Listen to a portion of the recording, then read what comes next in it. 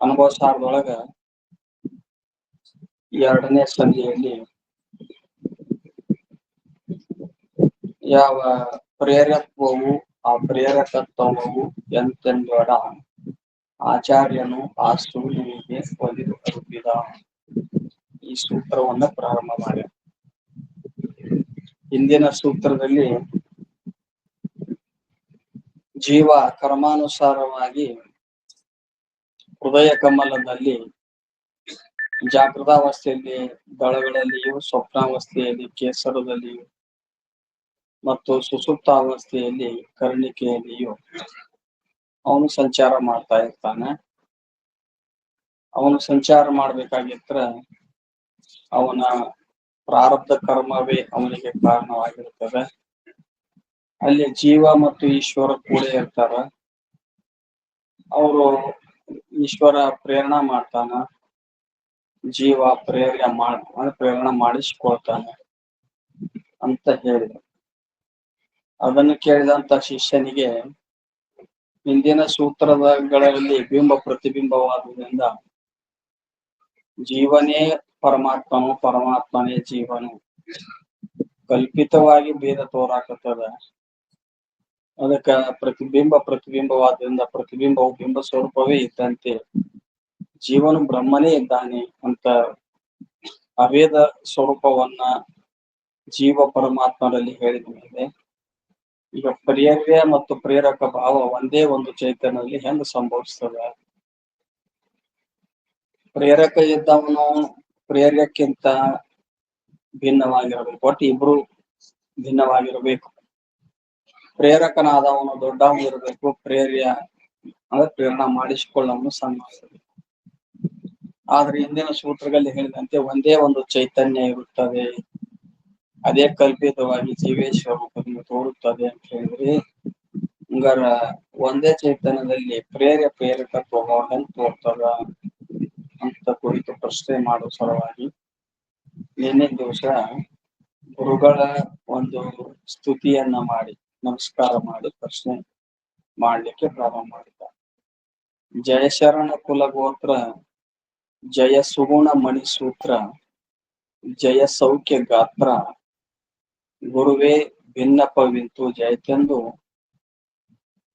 ನಮಿಸಿದನು ಪುತ್ರ. ಅವನಿಗೆ ಗುರುಗಳಿಗೆ ಸದ್ಗುಣಗಳಿಂದ ಕೂಡಿದಂತ ಸದ್ಗುರುಗಳೇ, ಅಂತಃಕರಣದಲ್ಲಿ ನಿಮ್ಮಲ್ಲಿ ಅಪಾರವಾದ ಸದ್ಗುಣಗಳು ಇರುತ್ತವೆ. ತತ್ವಜ್ಞಾನಿಗಳು ಕೂಡ ನಿಮ್ಮ ಉಪದೇಶದ ದ್ವಾರವೇ ಅವ್ರಿಗೆ ಜ್ಞಾನ ಆಗಿರ್ತದೆ. ನೀನು ಯಾವಾಗಲೂ ಸ್ವರೂಪದ ಆನಂದವನ್ನು ಅನುಭವಿಸುವುದರಲ್ಲಿ, ಪ್ರಾಪ್ತಿ ಮಾಡಿಕೊಳ್ಳುವುದರಲ್ಲಿ ಏನಪ್ಪಾ ಅಂತ ಪ್ರವೃತ್ತಿಯಾಗಿ ಅದನ್ನ ಪಡ್ಕೊಂಡಿರು. ಅದಕ್ಕ ನನಗೆ ದಯಮಾಡಿ ನನಗೆ ಈ ಸಂದೇಹವನ್ನ ದೂರ ಮಾಡ್ರಿ, ಸಂಶಯ ಬಂದದ ಅಂತ ಕೇಳ್ಕೊಂತಾನ. ಅದನ್ನ ಏನು ಕೇಳ್ಕೊತಾನ ಅಂದ್ರ ಮುಂದೆ 2ನೇ ನುಡಿಯೊಳಗ ಜೀವೇಶರು ಒಂದೆಂದು ದೇವ ಮುನ್ನರುಪಿ ತಜ್ಜೀವಂಗೆ ಮತ್ತೆ ಪ್ರೇರಕಂ ಶಿವನೆಂಬುದು ಆವತೆರನು ಇದನ್ನು ತಿಳಿಯಲಿಕ್ಕೆ. ಪೂರ್ವದಲ್ಲಿ ಹೇಳಿದ್ರಿ ಜೀವ ಮತ್ತು ಶಿವನಿಗೆ ಯಾವ ಭೇದ ಇಲ್ಲ, ಪ್ರತಿಬಿಂಬವೇ ಬಿಂಬವಿರುತ್ತದೆ, ಅವರ ಸ್ವರೂಪ ಒಂದೇ ಆಗಿರುತ್ತದೆ. ಏನೋ ಭೇದ ಹೇಳ್ತೇವೆ ಅಂದ್ರೆ ಭೇದ ಕಲ್ಪಿತವಾಗಿ ತೋರಾಕತ್ತದ, ಸ್ವರೂಪತ ಭೇದ ಇಲ್ಲ, ಅವರು ಒಂದೇ ಇದ್ದಾರೆ ಅಂತ ಹಿಂಗ್ ಹೇಳಿದ ಮೇಲೆ ಮತ್ತ ಶಿವನು ಜೀವನಿಗೆ ಪ್ರೇರಕನಾಗ್ಯಾನ. ಆ ಜೀವನು ಶಿವನಿಂದ ಪ್ರೇರಣಾ ಮಾಡಿಸಿಕೊಳ್ಳುವಂತ ಪ್ರೇರ್ಯನಾಗಿದ್ದಾನೆ. ಪ್ರೇರಕ ಭಾವವನ್ನು ಒಂದೇ ಚೈತನ್ಯದಲ್ಲಿ ಹೆಂಗ್ ಹೇಳ್ತೀರಿ ನೀವು? ಅದಕ್ಕೆ ನನಗೆ ಸಂಶಯ ಬಂದದ ಅಂತ ನನಗ ತಿಳಿಸಿಕೊಡ್ರಿ, ಯಾವ ರೀತಿಯಿಂದ ಅದು ಸರಿ ಹೋಗ್ತದ ಅಂತ ಕೇಳ್ದ.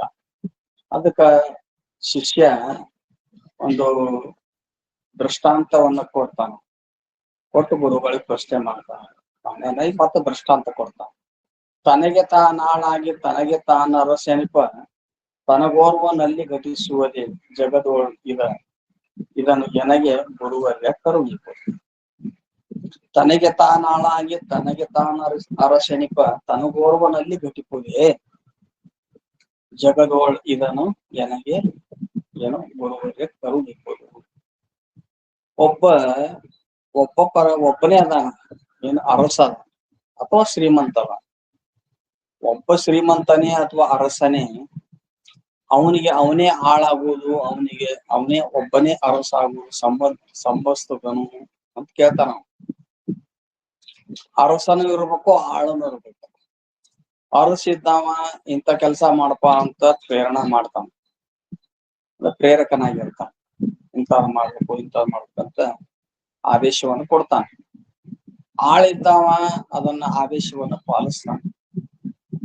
ಆದ್ರ ನೀವ್ ಹೇಳುದು ಹೆಂಗಾಗೈತೆ ಅಂದ್ರ ಒಬ್ಬನಲ್ಲೇ ಪ್ರೇರಕ ಭಾವ ಹೇಳ್ದಂಗ ಆಗತ್ತ.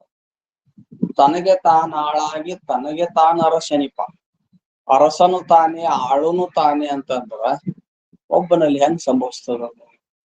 ಪ್ರೇರಕ ಭಾವ ಹೆಂಗ್ ಸಂಭವಿಸ್ತದ? ಒಂದು ವೇಳೆ ಒಬ್ಬನಲ್ಲೇನೆ ಏನು ಅದು ಆಳಾಗುವುದು ಮತ್ತು ಆಳಾಗಿ ಆಜ್ಞೆಯನ್ನು ಪಾಲಿಸುವುದು, ಅರಸಾಗಿ ಅವನಿಗೆ ಒಂದು ಪ್ರೇರಕವನ್ನ ಮಾಡುವುದು, ಪ್ರೇರಕನಾಗುವುದು, ಹಿಂಗ ಒಂದ್ ವೇಳೆ ಒಬ್ಬನಲ್ಲಿ ಹೇಳಿಬಿಟ್ರೆ ಏನಾಗ್ತದಂದ್ರ ಕರ್ತೃತ್ವ ಕರ್ಮತ್ವ ಒಂದರಲ್ಲಿ ಬರುವುದರಿಂದ ಆತ್ಮಾಶ್ರಯ ದೋಷ ಬರ್ತದೆ. ಒಬ್ಬನಲ್ಲಿನ ಪ್ರೇರಕ ಭಾವ, ಒಬ್ಬನಲ್ಲಿನ ಪ್ರೇರ್ಯ ಭಾವ, ತಾನೇ ಅರಸ ತಾನೇ ಆಳು ಅಂತ ಹಿಂಗ್ ಹೇಳಿಬಿಟ್ರೆ ಆತ್ಮಾಶ್ರಯ ದೋಷ ಬರ್ತದೆ. ಅದಕ್ಕ ಒಂದರಲ್ಲಿ ಗಳಿಸುವುದಿಲ್ಲ. ಮತ್ತ ಆತ್ಮಾಶ್ರಯ ದೋಷ ಬರ್ತದೆ. ಮತ್ತ ಅಷ್ಟ ಅಲ್ಲದೆ ಏನಾಗ್ತದೆ ಅಂತಂದ್ರೆ ಪರಿಚ್ಛಿನ್ನತ್ವಾದಿ ದೋಷಗಳು ಬರ್ತಾವ. ಇದಕ್ಕ ಹೆಂಗ ನೀವು ಉತ್ತರ ಕೊಡ್ತೀರಿ? ನನಗ್ ಸಂಶಯ ಬಂದಾಗ ಅದಕ್ಕೆ ನೀವು ಅದನ್ನ ಪರಿಹಾರ ಮಾಡ್ರಿ ಅಂತ ಶಿಷ್ಯ ಪ್ರಶ್ನೆ ಮಾಡಿದ. ಒಬ್ಬನಲ್ಲೇ ಪ್ರೇರಕ ಭಾವ ಸಂಭವಿಸುವುದಿಲ್ಲ. ಇಲ್ಲಾಂದ್ರೆ ಇಬ್ಬರ ಭೇದ ಐತೆ ಅಂತ ಹೇಳ್ರಿ. ಭೇದ ಹೇಳಿದ್ರ ಮತ್ತದು ದೋಷ ಬರ್ತದ. ಅಭೇದದೊಳಗ ಪ್ರೇರಕ ಭಾವ ಹೆಂಗ್ ಘಟಿಸ್ತದ ಅಂತ ಪ್ರಶ್ನೆ ಮಾಡಿದ. ಗುರುಗಳು ಶಿಷ್ಯ ಪ್ರಶ್ನೆ ಕೇಳಿ ಅವಂಗ ಉತ್ತರ ಹೇಳ್ತಾರ. ಎಂದು ಬೆಸಗೊಂಡೊಡೆ ಆನಂದಮಯ ಗುರು ತನ್ನ ಕಂದನಂ ನೋಡಿ ನಲಿಯುತ್ತ ಎಲೆ ವರ್ಷ ಕೇಳೆಂದು ದೃಷ್ಟಾಂತ ರೂಪಿದನು. ಗುರುಗಳು ಶಿಷ್ಯನ ಪ್ರಶ್ನೆಯನ್ನು ಕೇಳಿ ಆನಂದ ಭರಿತರಾಗಿ ಹಂಗಾರ ಕಂದನಂ ನೋಡಿ ಅಂದ್ರ ಈ ಅಧ್ಯಾತ್ಮದಲ್ಲಿ ಇನ್ನೂ ಪ್ರವೀಣತೆ ಪಡೋದಿಲ್ಲ, ಅಜ್ಞಾನ ಅದ. ಅಧ್ಯಾತ್ಮದಲ್ಲಿ ಅಜ್ಞಾನ.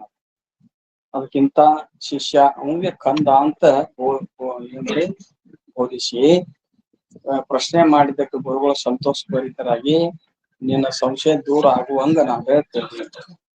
ಒಂದರಲ್ಲೇನೆ ಪ್ರೇರಕ ಭಾವ ಘಟಿಸ್ತದ, ಉಪಾಧಿ ಮೂಲಕವಾಗಿ ಘಟಿಸ್ತದ. ಅದನ್ನ ಹೇಳ್ತೇವಿ, ದೃಷ್ಟಾಂತ ಕೊಟ್ಟು ಹೇಳ್ತೀನಿ, ಏಕಾಗ್ರತೆಯಿಂದ ನೀನು ಕೇಳು ಅಂತ ಗುರುಗಳು ಶಿಷ್ಯನಿಗೆ ಹೇಳಕ್ ಪ್ರಾರಂಭ ಮಾಡ್ತಾರ. ದೃಷ್ಟಾಂತ ಕೊಡ್ತಾರ. ನೋಡಿ, ಉಪಾಧಿ ಮೂಲಕ ಒಂದರಲ್ಲಿಯೇ ಪ್ರೇರಕ ಭಾವ ಘಟಿಸ್ತಾರ. ಚೈತನ್ಯ ಒಂದೇ ಇದ್ರೂ ಕೂಡ, ಜೀವ ಮತ್ತು ಶಿವರು ಒಂದೇ ಚೈತನ್ಯ ಆದ್ರೂ ಕೂಡ ಉಪಾಧಿ ಮೂಲಕವಾಗಿ ಪ್ರೇರಕ ಭಾವ ಘಟಿಸ್ತದ.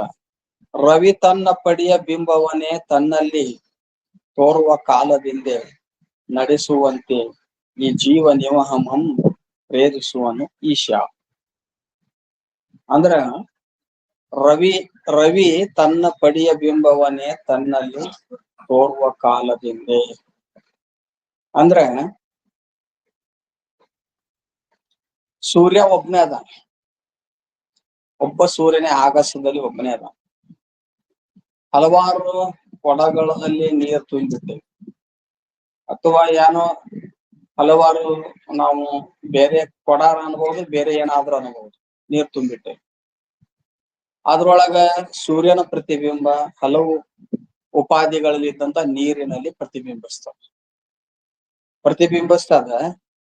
ಅಲ್ಲಿ ಬಿಂಬ ರೂಪದಿಂದ ಇರುವಂತ ಸೂರ್ಯ ಪ್ರೇರಕನದ.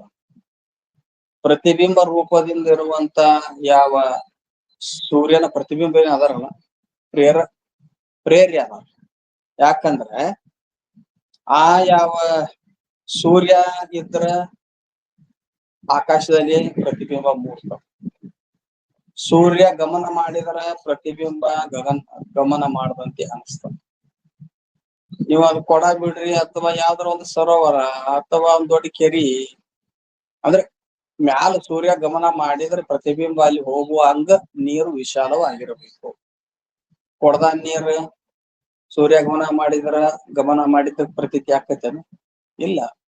ಕೆರಿಯೋ ಅಥವಾ ಒಂದು ಸಣ್ಣ ಏನೋ ಅವು ವಿಶಾಲ ಇರ್ತಲ್ಲ ಕೊಪ್ಪರಿಗೋ ಏನಾರು ಇರ್ಲಿ, ಅಂದ್ರೇನು ಒಬ್ಬ ಸೂರ್ಯ ಬಿಂಬ ರೂಪದ ಸೂರ್ಯ ಅವ ಆಕಾಶದೊಳಗ ಬಿಂಬ ರೂಪನಾದಂತ ಸೂರ್ಯ ಇದ್ರೆ ಇಲ್ಲಿ ಪ್ರತಿಬಿಂಬ ಮೂಡ್ತಾನೆ. ಅವ ಬಿಂಬ ರೂಪನಾದ ಸೂರ್ಯ ಗಮನ ಮಾಡಿದ್ರ ಪ್ರತಿಬಿಂಬ ಗಮನ ಮಾಡಿದಂತೆ ಅನಿಸ್ತದೆ. ಮತ್ತು ಸೂರ್ಯ ಅಸ್ತಂಗತನಾದ ಅಂದ್ರ ಸೂರ್ಯ ಮುಳುಗಿದ ಅಂದ್ರ ಪ್ರತಿಬಿಂಬ ಇರಂಗಿಲ್ಲ, ಲಯ ಆಗ್ತದೆ. ಹಿಂಗ ಒಬ್ಬ ಸೂರ್ಯನೇ ಈ ಪ್ರತಿಬಿಂಬಗಳಲ್ಲಿ ತೋರುವಂತ ಪ್ರತಿಬಿಂಬ ಏನು ಎಲ್ಲ ಉಪಾಧಿಗಳಲ್ಲಿ ತೋರುವಂತ ಪ್ರತಿಬಿಂಬ ರೂಪ ಸೂರ್ಯ ಏನ್ ಅದಾರಲ್ಲ ಅವರುಗಳಿಗೆ ಆ ಬಿಂಬ ರೂಪ ಸೂರ್ಯ ಪ್ರೇರಕನಾಗ. ಉಳಿದಂತ ಪ್ರತಿಬಿಂಬಗಳು ಪ್ರೇರ್ಯಾಗಿ ಉಪಾಧಿ ಮೂಲಕವಾಗಿ ಪ್ರೇರಕ ಭಾವ ಸಂಭವಿಸ್ತದ, ಅದಕ್ಕ ತೋರ್ತಾವ.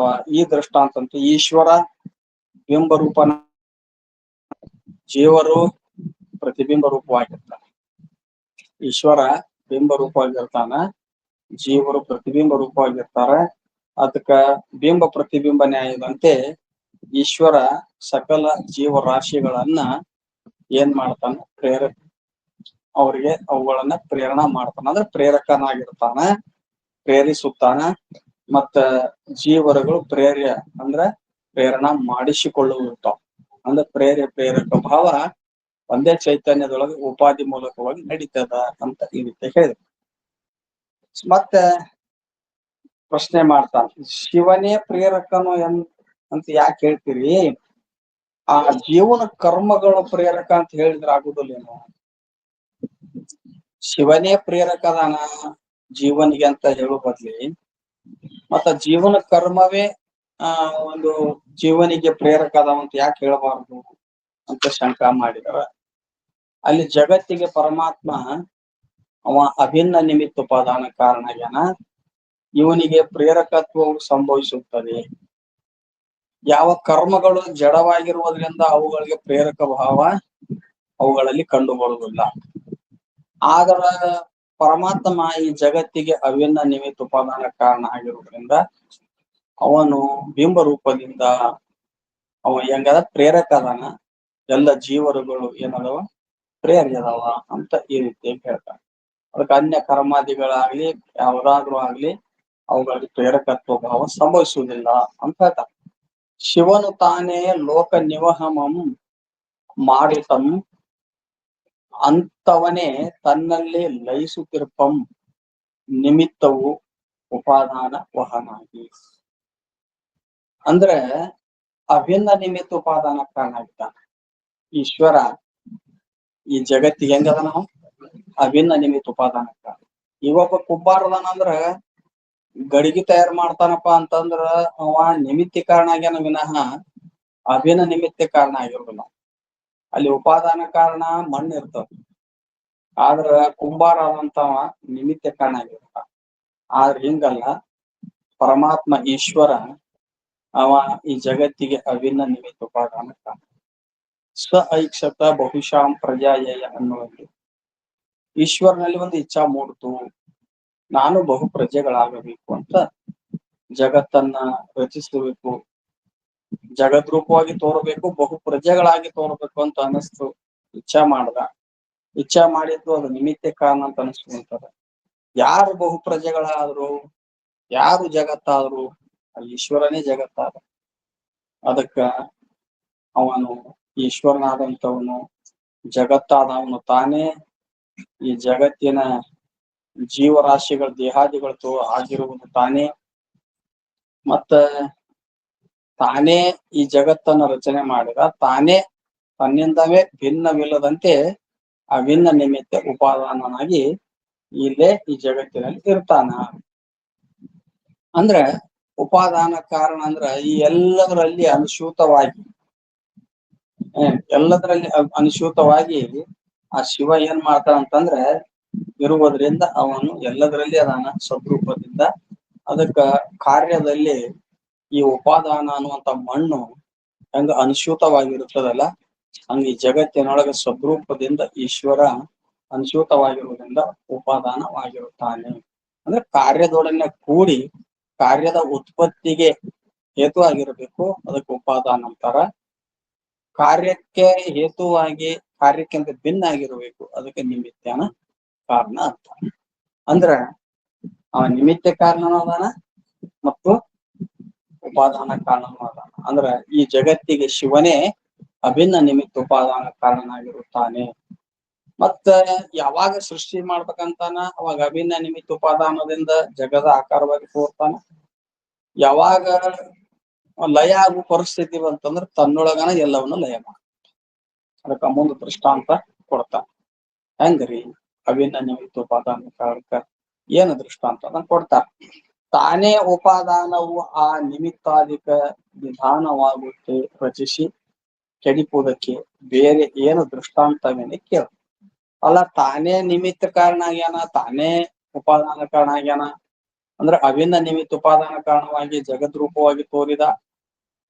ಮತ್ತ ಜಗತ್ತಿನ ಪ್ರಳಯ ಕಾಲದಲ್ಲಿ ತನ್ನಲ್ಲಿನೇ ಈ ಜಗತ್ತನ್ನ ಲಯ ಮಾಡ್ಕೊಂಡ ಅಂತ ಅನ್ನೋದಕ್ಕ ಏನ್ ದೃಷ್ಟಾಂತ ಐತಿ, ದೃಷ್ಟಾಂತ ಕೊಡ್ರಿ ನಮ್ಗ ಅಂತ ಪ್ರಶ್ನೆ ಮಾಡಿದ್ರೆ ಮುಂದಿನ ನುಡಿಯೊಳಗ ದೃಷ್ಟಾಂತವನ್ನ ಹೇಳ್ತಾ ಏನಂತ, ಒಂದು ಹುಳು ತನ್ನ ನೂಲಿಂದೆ ವಲಯಾಕಾರದ ಅಂದಮಂ ಮಾಡಿ ಕೆಡಿಸಿ ತಾನದನ್ನೇ ಮತ್ತೆಂದಿನಂತೆ ಎಸುಗುತ್ತಿಹುದಂತೆ. ಒಂದು ಹುಳು ಅಂದ್ರೆ ಜೇಡ್ರ ಹುಳ, ಪೂರ್ಣನಾಭಿ ಅಂತ ಕರೀತಾರ. ಜೇಡ್ರ ಹುಳ ತನ್ನ ಬಲೆಯನ್ನ ಮಾಡ್ಬೇಕಾಗಿತ್ತು ಅಂದ್ರ ತಾನೇ ಬಲೆಯನ್ನು ಮಾಡ್ಯದ, ಮತ್ತ ಅದಕ್ಕ ಬಲೆಗೆ ಅದು ವಸ್ತು ಏನಿದೆ, ನೂಲ್ ಏನಿದೆ ಜೊಲ್ಲು, ಅದು ತನ್ನ ಶರೀರದಿಂದನ ತಗೊಂಡ. ಬ್ಯಾರೆ ಕಡೆಯಿಂದ ಅದು ಏನ್ ವಸ್ತು ತಂದಿಲ್ಲ ಬಲಿ ಮಾಡಕ್. ಬಲಿ ಹೆಣಿತದ, ಅದ್ರಲ್ಲಿ ಬಂದಂತ ಸೊಳ್ಳೆ ನೊಣ ಅವು ಇವು ಏನಿದ್ರು ಕೂಡ ಅದಕ್ಕ ಜಾಲವನ್ನ ಹೆಣದು ತಿಂತದ. ಅದು ಜಾಲವನ್ನ ಏನ್ ಮಾಡ್ತದ, ಇದು ತಯಾರು ಮಾಡ್ಬೇಕಾಗಿತ್ತು ಅಂದ್ರ, ಜಾಲವನ್ನ ತಯಾರು ಮಾಡ್ಬೇಕಾಗಿತ್ತು ಅಂದ್ರ ತಾನೇ ತಯಾರು ಮಾಡ್ಯದ, ತನ್ನ ಶರೀರದ ಜೊಲ್ಲನ್ನೇ ಉಪಯೋಗ ಮಾಡ್ಯದ.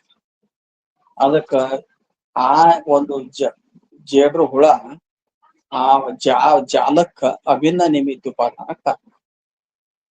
ಅದರಂತೆ ಈ ಜಗತ್ತಿಗೆ ಈ ಪರಮಾತ್ಮನೇ ಅಭಿನ್ನ ನಿಮಿತ್ತ ಉಪಾದಾನ ಕಾರಣ. ಬೇಕಂದ್ರ ಜಾಲವನ್ನ ಹೆಣಿತದ, ಬ್ಯಾಡ ಅಂದ್ರ ಆ ಒಂದು ಜೊಲ್ಲನ್ನೇ ನುಂಗಿ ಹಾಕ್ತದ. ಈಗ ನೀವು ಒಮ್ಮೆ ನೋಡ್ತಿರ್ಬೇಕು, ಮ್ಯಾಲ್ಕಡಿಂದ ತೊಲಿಯಿಂದ ಕೆಳಗ್ ಬರ್ತಿರ್ತದ ಹುಳ, ಜೇಡ್ರ ಹುಳ ಕೆಳಗ್ ಬರ್ತದ. ಬರುವಾಗ ಅದು ಹೆಂಗ್ ಬರ್ತದ ಅಂದ್ರ ಗೋದದ್ವಾರ ಮ್ಯಾಲ ಇರ್ತದ, ತಲಿ ಕೆಳಗ್ ಇರ್ತದ. ಬರುವಾಗ ಆ ಜೊಲ್ಲ ಬಿಟ್ಟುಕೊಂಡು ಆ ಜೊಲ್ಲಿನ ಆಧಾರದ ಮೇಲೆ ಬರ್ತಿರ್ತದೆ, ಜೊಲ್ಲಿನ ಆಧಾರ ಮೇಲೆ ಬರ್ತದೆ. ನೀವ್ ಅದನ್ನ ಹಿಂಗ್ ಸ್ವಲ್ಪ ಹಿಂಗ ಮುಟ್ಟಿ ಬಿಡ್ರಿ, ಅದ ಜ್ವಲ್ ಹಿಡ್ಕೊಂಡ ಮ್ಯಾಲ ಹೋಗ್ತಾವ. ಅದು ಎಲ್ಲಿ ಹೆಂಗ ನುಂಗ್ ಹಾಕ್ ನೋಡ್ರಿ, ಅದನ್ನ ಹಿಂಗ ಬಿಟ್ಟಿರ್ತತೆ, ಅದನ್ನ ಹಿಡ್ಕೊಂಡ ಮ್ಯಾಲ ಹೋಗಿರ್ತದ. ಈ ಜ್ವಲ್ಲ ಇದನ್ನೇ ಇರೋದಿಲ್ಲ, ಅದು ಲೈನ್ ನುಂಗೇ ಬಿಟ್ಟಿರ್ತಾವ. ಏನ್ರಿ ನೋಡಿರಿ ಅಲ್ಲ? ಅದಕ್ಕ ಹಂಗ ಬೇಕಂದಾಗ ಜ್ವಲಿನಿಂದ ತಯಾರ ಮಾಡ್ತ, ಬ್ಯಾಡ ಅಂದಾಗ ನುಂಗಿ ಹಾಕ್ತ.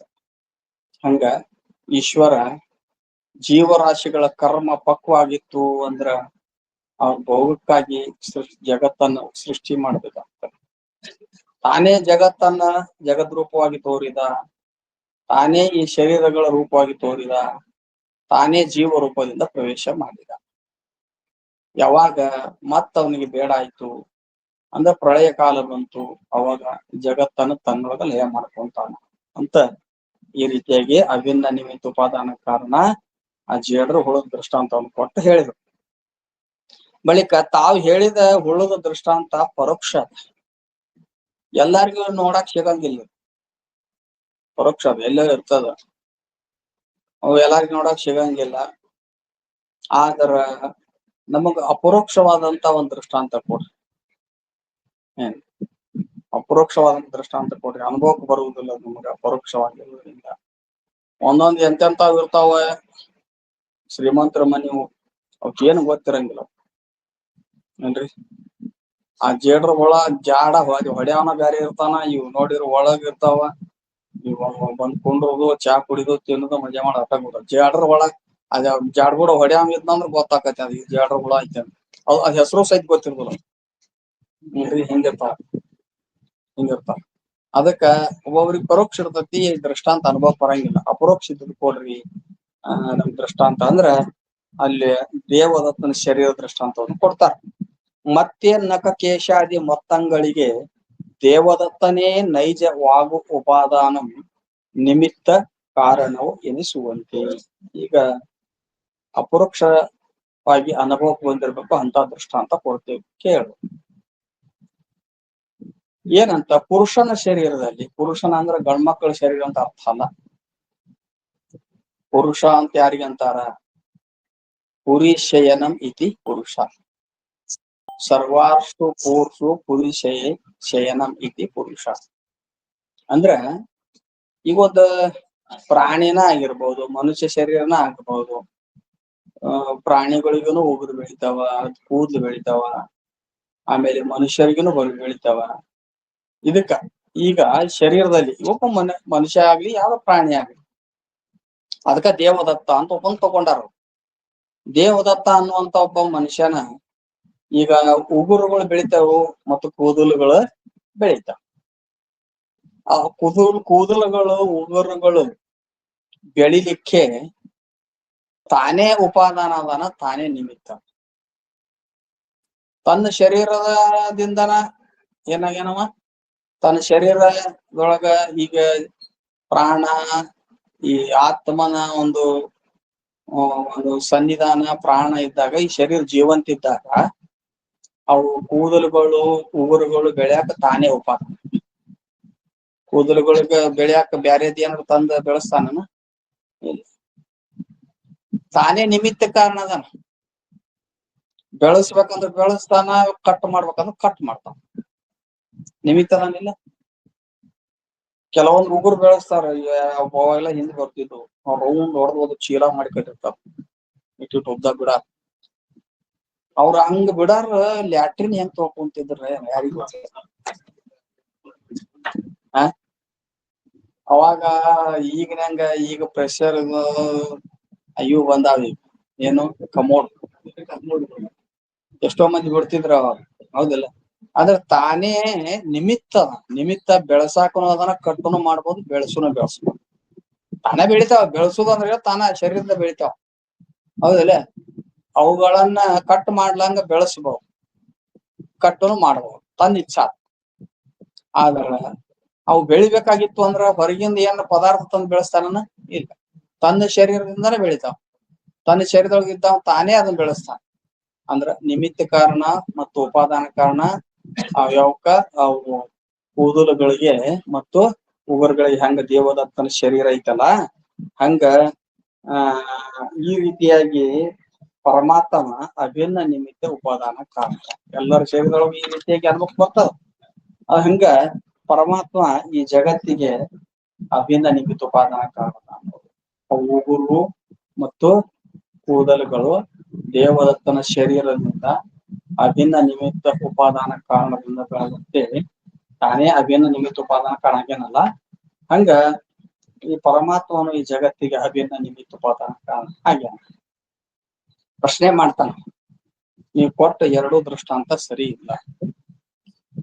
ಯಾಕ ಅಂತ, ಜೇಡ್ರು ಹುಳ ಆ ಜಾಲವನ್ನ ಹೆಣಿಬೇಕಾಗಿತ್ತು ಅಂದ್ರ ಅದು ಜೊಲ್ಲ ಏನು ಬರ್ತತಲ್ಲ, ಅದು ಅದರ ಜಡವಾದ ಶರೀರದಿಂದ ಬರ್ತದೆ. ಅದು ಜೀವಾತ್ಮ ಆತ್ಮನಿಂದ ಬರದಲ್ಲ, ಒಳಗೆ ಒಂದು ಜೀವಾತ್ಮ ಐತಿಲ್ಲ, ಅದರಿಂದ ಬರಂಗಿಲ್ಲ. ಜಡವಾದ ಶರೀರದ ಆ ಜ್ವಲ್ಲ ಬರುವುದು ಜಡವಾದ ಶರೀರದಿಂದ, ಅದು ಉಪಾದಾನ ಕಾರಣ ಆಗ್ಯದ. ಏನ್ ಜೇಡ್ರು ಹುಳ ಜಾಲಕ್ಕ ಶರೀರದಿಂದ ಉಪಾದಾನ ಕಾರಣವಾಗ್ಯದ, ಅದರ ಶರೀರದಿಂದ ಉಪಾದಾನ ಕಾರಣ ಆಗ್ಯದ, ಅದರ ಚೇತನತ್ವದಿಂದ ನಿಮಿತ್ತ ಕಾರಣ. ಜೇಡ್ರು ಹುಳ ಆ ಜಾಲವನ್ನು ಹೆಣಿಬೇಕಾಗಿತ್ತು ಅಂದ್ರ ಅದಕ್ಕೆ ಜ್ವಲ್ ಅನ್ನುವಂಥದ್ದು ಏನು ಬರ್ತದಲ್ಲ ಅದರ ಶರೀರದಿಂದ ಬರ್ತದ. ಅದ್ರ ಶರೀರ ಉಪಾದಾನ ಕಾರಣ ಆಗ್ಯದ ಆ ಜೊಲ್ಲಿಗೆ. ಆ ಒಂದು ಜೇಡ್ರ ಹುಳುವಿನ ಒಂದು ಜ್ಞಾನ ತಿಳುವಳಿಕೆ ಹಿಂಗ ಹೆಣಿಬೇಕು ಅನ್ನೋದು ಏನೈತಿ ಅದು ನಿಮಿತ್ತ ಕಾರಣ ಆಗ್ಯದ. ಇನ್ನು ದೇವದತ್ತಂದ ಶರೀರ ನಖ ಕೇಶಗಳಿಗೆ ಉಪಾದಾನ ಕಾರಣ. ಶರೀರ ಈ ಶರೀರ ಕೂದಲುಗಳಿಗೆ ಮತ್ತು ಉಗುರುಗಳಿಗೆ ಉಪಾದಾನ ಕಾರಣ ಆಗ್ಯದ. ಆ ಯಾವ ದೇವದತ್ತನ ತಿಳುವಳಿಕೆಯ ಜ್ಞಾನ ಅನ್ನುವಂಥದ್ದು ಬೆಳೆಸುವುದು ಅಥವಾ ಬಿಡುವುದು ಅದೇನದ ಅಂದ್ರ ಅದು ನಿಮಿತ್ತ ಕಾರಣ ಆಗ್ಯದ. ಮತ್ತ ಅವಿನ ನಿಮಿತ್ತ ಉಪಾದಾನ ಹೆಂಗ್ ಹೊಂತತೈತಿ ದೃಷ್ಟಾಂತ ಒಳಗ ಅಂತ ಹಂಗ ಮತ್ತ ನೀವು ಅದರಂತೆ ಹೋಲಿಸಾಕ್ ಬರಂಗಿಲ್ಲ ಪರಮಾತ್ಮನಿಗೆ. ಯಾಕ? ಪರಮಾತ್ಮ ಜಡ ಅಲ್ಲ, ಪರಮಾತ್ಮ ಚೇತನ ಅದಾನ. ಅದಕ್ಕ ಅವ ಚೇತನ ರೂಪವಾದಂತ ಪರಮಾತ್ಮನಲ್ಲಿ ಈ ಒಂದು ಎರಡು ದೃಷ್ಟಾಂತಗಳು ಅವಿನ ನಿಮಿತ್ತ ಉಪಾದಾನ ಕಾರಣವನ್ನು ಹೇಳು ಸಲುವಾಗಿ ದೃಷ್ಟಾಂತ ಕೊಟ್ಟಿರಿ ಅವು ಸರಿ ಹೊಂದುವುದಿಲ್ಲ ಅಂತ ಅಂದ್ರ ಮುಂದ ಮತ್ತೊಂದು ಒಂದು ದೃಷ್ಟಾಂತವನ್ನು ಕೊಡ್ತಾರೆ. ನಿನಗ್ ಚೇತನನ ಬೇಕಲ್ಲ, ನಿನಗ್ ಶರೀರ ಅಂದ್ರ ಸ್ಥೂಲ ಶರೀರ ಬ್ಯಾಡಾಗೈತಿ ನಿನಗ. ನಾವು ಸೂಕ್ಷ್ಮ ಶರೀರದಾಗನ ಅಂತಃಕರಣದಾಗನ ನಿನಗೊಂದ್ ದೃಷ್ಟಾಂತ ಕೊಟ್ಟು ಹೇಳ್ತೀವಿ ಅಂತ. ಏನು? ತನ್ನ ನವಗುಣಕ್ಕೆ ಜೀವಂ ನಿಮಿತ್ತಾದಿ ಬೀಜಂ ನೋಡಲಾದ ತೆರದಿಂ ಈಶಂ ತಾನು ಅಭಿನ್ನದಿಂ ಮಾಳ್ಪನು ಅಖಿಲವನು. ಈಗ ಜೀವನಲ್ಲಿ 9 ಗುಣಗಳು ಇರ್ತಾವ, ನವಗುಣ ಅಂತ ಕರೀತಾರ.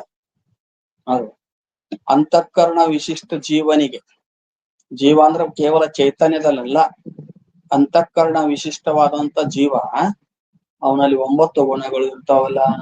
ಅಂತಃಕರಣ ಯಾವ 9 ಗುಣಗಳು?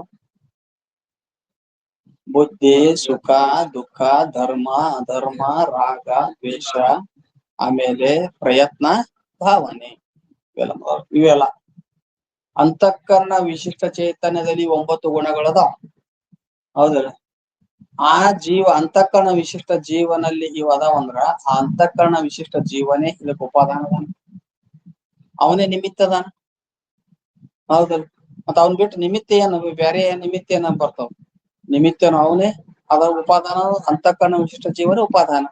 ಹಂಗ ಅಂತಃಕರಣ ವಿಶಿಷ್ಟ ಜೀವ ಆ 9 ಗುಣಗಳಿಗೆ ಅಭಿನ್ನ ನಿಮಿತ್ತ ಉಪಾದಾನ ಹೆಂಗ್ ಕಾರಣ ಆಗ್ಯಾನೋ ಹಂಗ ಅದರಂತೆ ಏನು ಆ ಯಾವ ಮಾಯಾ ವಿಶಿಷ್ಟ ರೂಪನಾದ ಈಶ್ವರ, ಇಲ್ಲಿ ಅಂತಃಕರಣ ವಿಶಿಷ್ಟ ರೂಪ ಜೀವ ಹೇಳಿದ್ರು, ಅಲ್ಲಿ ಮಾಯಾ ವಿಶಿಷ್ಟ ರೂಪ ಈಶ್ವರ ಈ ಜಗತ್ತಿಗೆ ಅಭಿನ್ನ ನಿಮಿತ್ತ ಉಪಾದಾನ ಕಾರಣ ಆಗ್ಯಾನ ಅಂತ. ಈ ರೀತಿಯಾಗಿ ಗುಣಗಳ ದೃಷ್ಟಾಂತ ಕೊಟ್ಟು, ಜೀವನ ಗುಣಗಳ ದೃಷ್ಟಾಂತವನ್ನು ಕೊಟ್ಟು ಜಗತ್ತಿಗೆ ಅಭಿನ್ನ ನಿಮಿತ್ತ ಉಪಾದಾನ ಕಾರಣ ಯಾರಾಗ್ಯಾರಂದ್ರ ಈಶ್ವರ ಆಗ್ಯಾನ ಅಂತ ಹೇಳ.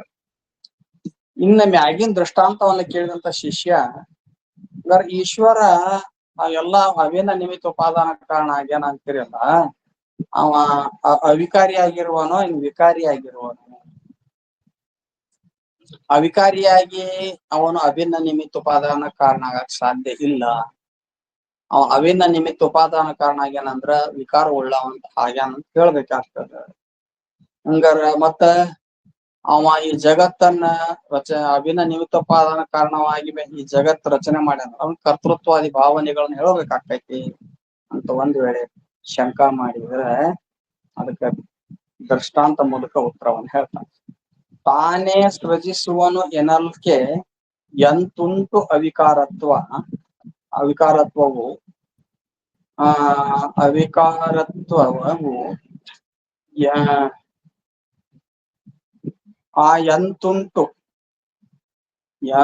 ಎಂತುಂಟು ಅವಿಕಾರತ್ವವು ಏನಾಗ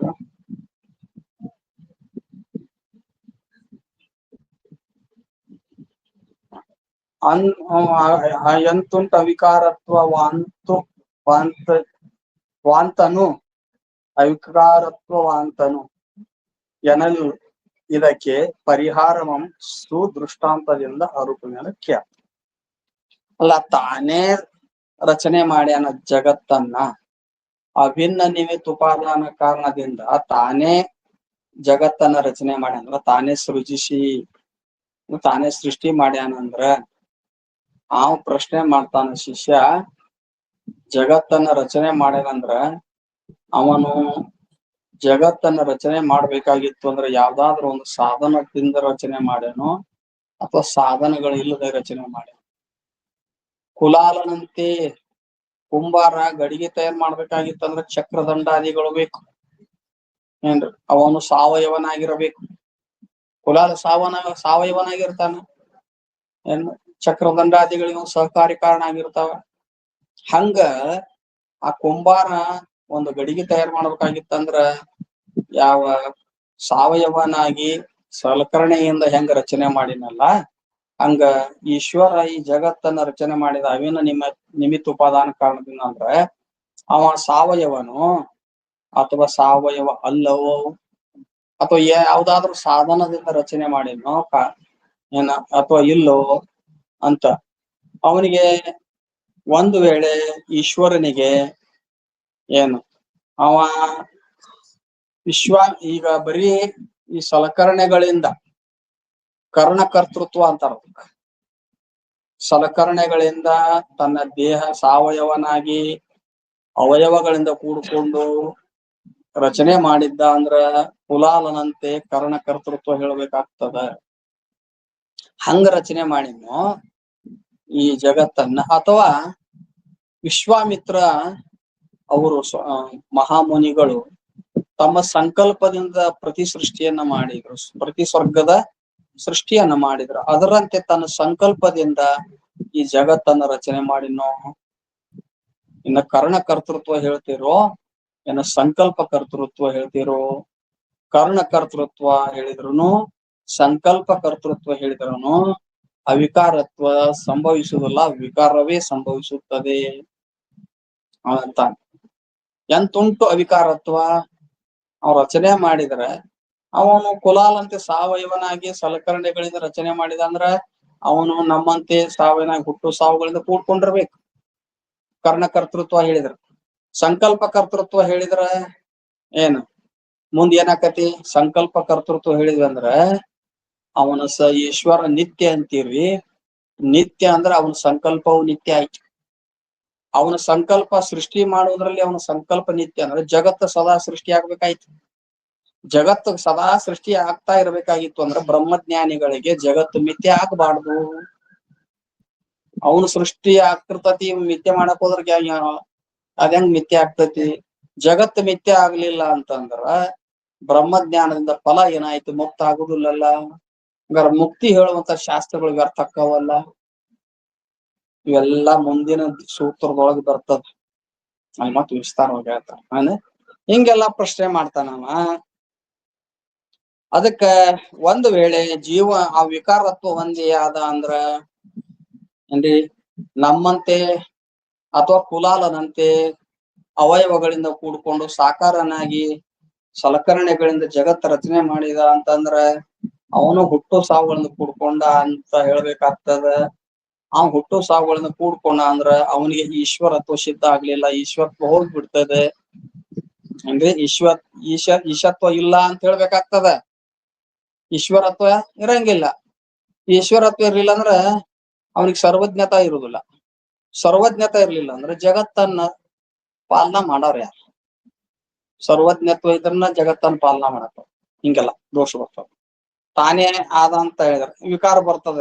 ಇನ್ನ ವಿಕಾರ ಅಂದ್ರ ಮತ್ತ ಸಹಜವಾಗಿ ಅನಿತ್ಯತ್ವ ದೋಷ ಬರೋದಲ್ಲ. ಹಾಲು ಕೆಟ್ಟು ಮೊಸರಾಗಿತ್ತೆ ಅಂದ್ರೆ ಹಾಲು ತನ್ನ ಸ್ವರೂಪವನ್ನು ಕೆಡಿಸ್ಕೊಂಡು ಮೊಸರಾಗಿರ್ತದ. ಮತ್ತ ಜಗತ್ತನ್ನ ರಚನೆ ಮಾಡುವುದರಲ್ಲಿ ವಿಕಾರತ್ವ ಅಥವಾ ಕರ್ಣಕರ್ತೃತ್ವ ಹೇಳಿದ್ರ ವಿಕಾರತ್ವ ಬಂತು.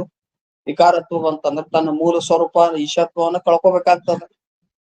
ಹಿಂಗ ಈ ರೀತಿಯಾಗಿ ದೋಷ ಬರ್ತಾವ. ಈಶ್ವರ ಅವಿನ ನಿಮಿತ್ತ ಉಪಾದಾನ ಕಾರಣ ಅಂತ ಹೇಳುದು ಯೋಗ್ಯ ಅಲ್ಲ. ಹಿಂಗ ಹೇಳ್ಬ್ಯಾಡ್ರಿ ಅಂತ ಅಂದಾಗ ಅವರು ನೋಡಪ್ಪ, ಕರ್ಣಕರ್ತೃತ್ವನು ಹೇಳಂಗಿಲ್ಲ, ಸಂಕಲ್ಪ ಕರ್ತೃತ್ವನು ಹೇಳುದಿಲ್ಲ. ಈಶ್ವರ ಸನ್ನಿಧಾನ ಕರ್ತೃತ್ವ ಹೇಳ್ತೀವಿ ನಾವು ಈಶ್ವರನಿಗೆ. ಮುಂದ ಅದನ್ನ ಸನ್ನಿಧಾನ ಕರ್ತೃತ್ವ ಬಗ್ಗೆ ವಿಶೇಷ ಪದ್ಯವನ್ನು ಪ್ರಾರಂಭ ಮಾಡ್ತಾರೆ. ಈಗ ನುಡಿ ಹೇಳ್ತಾರ. ರವಿ ಆಗಸದೋಳಿಹನು,